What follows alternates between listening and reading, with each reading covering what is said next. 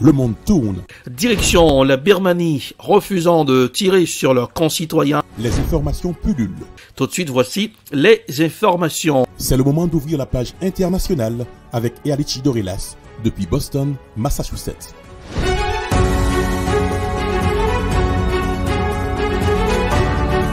Mesdames, Messieurs, bonsoir, bon début de week-end, bienvenue dans la page internationale au grand journal du 14h, en direct depuis la newsroom dans la capitale des grandes universités du monde, Boston, Massachusetts.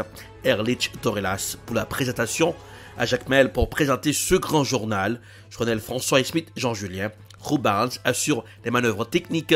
Bonsoir aux auditeurs de la radio évangélique Hosanna 102.3 FM à Jacques Mel. Au Liban, deuil sur fond de contestation du juge Bitar après les tirs meurtriers du 14 octobre dans la capitale libanaise. Deuil national ce vendredi, en retour au calme précaire sur fond de contestation par le Hezbollah et de ses alliés du juge Bitar, chargé de l'enquête sur l'explosion du port de Beyrouth le 4 août 2020.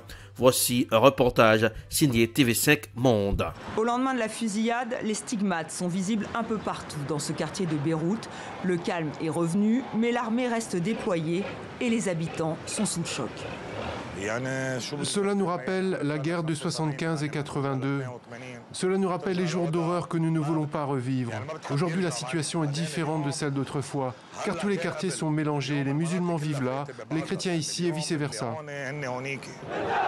Tout est parti d'une manifestation des partisans du Hezbollah et d'Amal devant le palais de justice. Une manifestation contre le juge chargé de l'enquête sur l'explosion qui a détruit le port de Beyrouth il y a plus d'un an.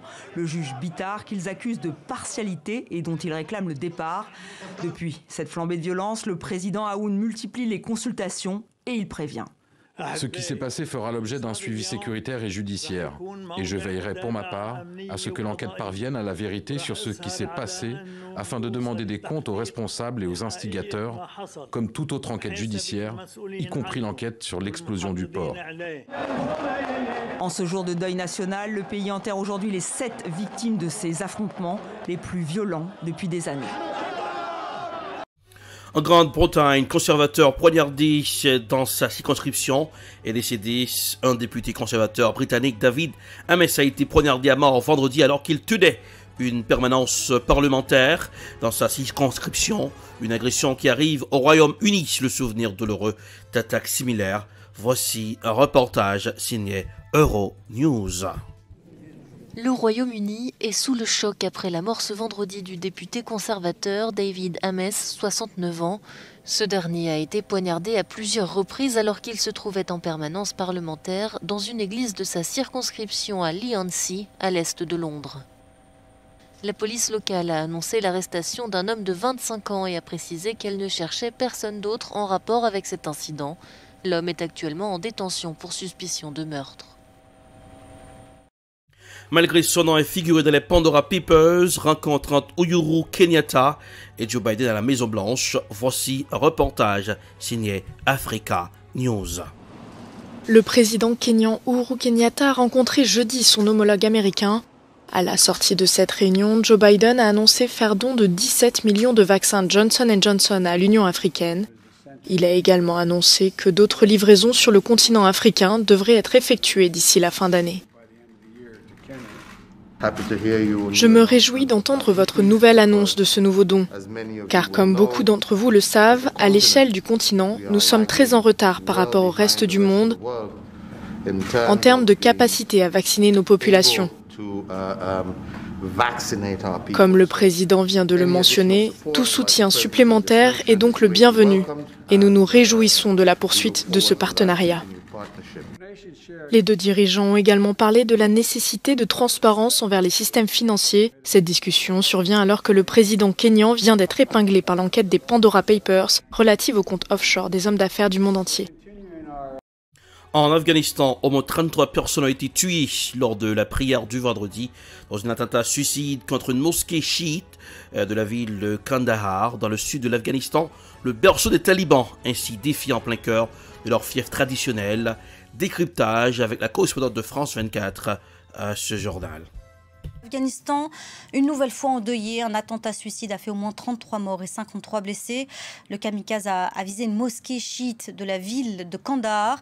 Écoutez à ce sujet Sonia Ghezali, elle est notre correspondante dans la région. Pour l'instant, on sait donc que l'attaque, comme vous le disiez, s'est produite à l'heure de la prière du vendredi. À cette occasion, les mosquées sont bondées. Et un résident de Kandahar nous a expliqué qu'à midi a débuté le prêche qui dure 40 minutes, puis la prière collective. Et c'est le moment de la semaine, bien sûr, le plus important pour les fidèles. Et ils sont donc très nombreux à s'y rendre. La mosquée chiite Bibi Fatma, qui a été prise pour cible, était donc pleine au moment de l'explosion. Et on le comprend d'ailleurs très bien en regardant les vidéos insoutenables qui circulent sur les réseaux sociaux.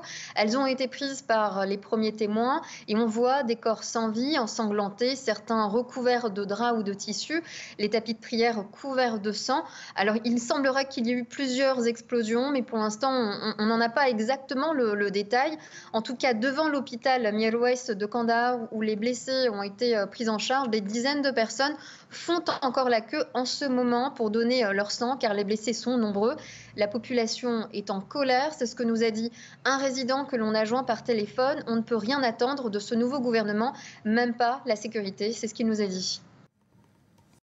Direction la Californie, l'ancien président américain Bill Clinton est hospitalisé. L'ancien président américain démocrate Bill Clinton, âgé de 75 ans, a été emmené à l'hôpital, a fait savoir un porte-parole vendredi. Il est hospitalisé dans un centre médical californien pour une infection. Toutefois, il ne s'agit pas du Covid-19, a précisé le porte-parole. L'état de santé de l'ancien dirigeant va dans la bonne direction et Bill Clinton exprime sa gratitude pour les soins qui lui sont prodigués par le personnel soignant. Voici un reportage signé Euronews. Depuis 2 jours, l'ex-président américain Bill Clinton, 75 ans, est hospitalisé en Californie pour une infection et se rétablit. Une infection qui n'est pas en lien avec le Covid-19 selon ses médecins. Il a reçu des antibiotiques par intraveineuse et reste au centre médical Irvine de l'Université de Californie pour un suivi constant. Selon certains médias américains, il souffre d'une septicémie après une infection des voies urinaires qui s'est propagée au système sanguin. C'est la fin de la page internationale pour aujourd'hui. Dernière sortie pour cette semaine. Présentation Erlich Dorelas. Production Ed Prod. Réalisation Télé Beltop pour le camp de la radio évangélique Hosanna 102.3 FM à Jacmel. On en profite de l'été indien qui règne sur Boston. Température pour ce aujourd'hui 72 degrés Fahrenheit, 22 degrés Celsius à Jacmel, 87 degrés Fahrenheit, 31 degrés Celsius. Bonsoir Jonel, bonsoir Smith, Jean-Julien, bonsoir Rubans, bonsoir aux auditeurs de la radio évangélique Hosanna 102.3 FM à Jacmel. Passez un excellent week-end en compagnie de la radio. N'oubliez pas de continuer de garder le sourire, car le sourire ça rajeunit le visage. Bonsoir, à lundi. C'était la page internationale avec Erlich Dorelas.